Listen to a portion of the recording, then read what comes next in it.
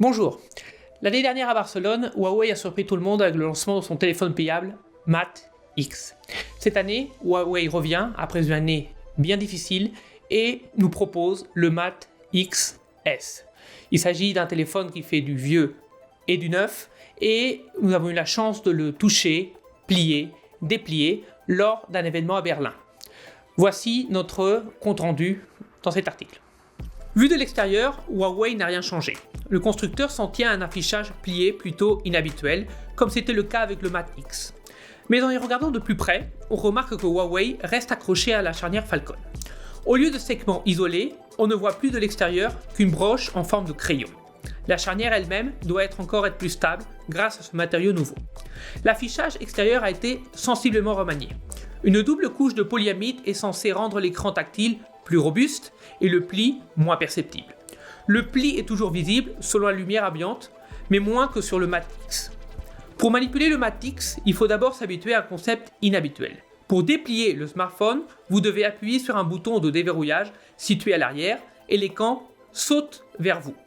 Il suffit ensuite de plier l'écran et le smartphone de 6,6 pouces se transforme en une tablette de 8 pouces.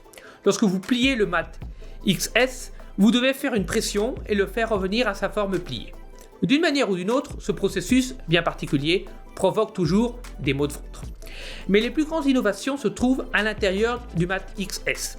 Le processeur Kirin 990 intégré est non seulement le plus rapide de Huawei, mais il intègre désormais un modem 5G. Comparé au Kirin 980 et au modem Balloon 5000 du Mate X, cette solution à puce unique est beaucoup plus efficace sur le plan énergétique. Nous découvrirons dans notre test que cela apporte lors d'une utilisation quotidienne. Il n'y a rien de nouveau à signaler côté caméra, puisque le Huawei Mate X propose toujours 3 caméras. Il offre également la même configuration que son prédécesseur, pliable. Même si le matériel existe depuis quelques mois, ce téléphone présente une caractéristique presque imbattable. Vous utilisez les puissantes caméras principales lorsque le smartphone est replié et non une misérable caméra frontale. Aussi cool que soit le matériel, qu'en est-il du logiciel ? Tout d'abord, tout le monde peut être rassuré.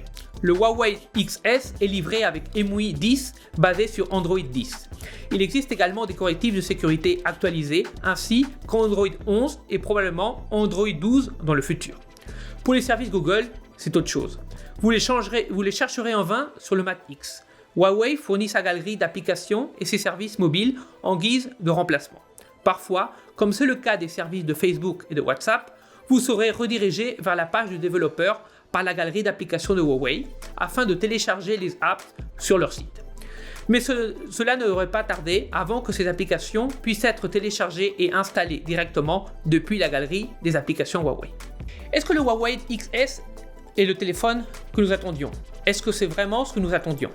Nous avons pu l'avoir entre les mains lors d'un événement à Berlin et nous avons pu constater deux choses. Tout d'abord, que l'écran est absolument époustouflant.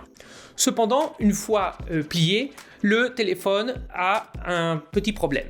Si vous le mettez en contact avec des clés ou d'autres choses se trouvant dans votre sac à main, il peut éventuellement subir des dommages puisque cet écran est assez grand.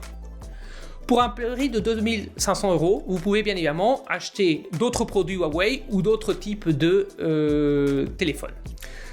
Voilà notre compte rendu. N'oubliez pas de vous souscrire et de nous encourager sur notre chaîne YouTube. Merci.